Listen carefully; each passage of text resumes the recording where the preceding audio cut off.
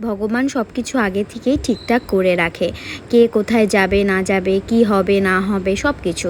আমি যে এখানে যাব পুজো দিতে, আমি তো ভাবতেও পারিনি।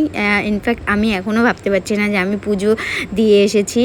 শ্রাবণ মাসের প্রথম সোমবার আমরা গিয়েছিলাম জল্পেশ এবং জটলেশ্বর, এই দুই জায়গায় আমরা মহাদেবের পুজো দিয়েছি।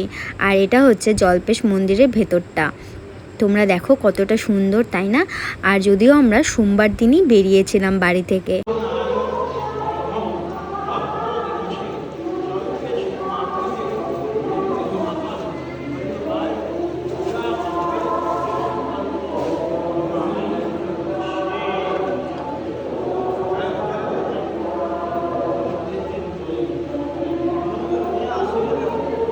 শুধু কি ভিডিও দেখলেই হবে?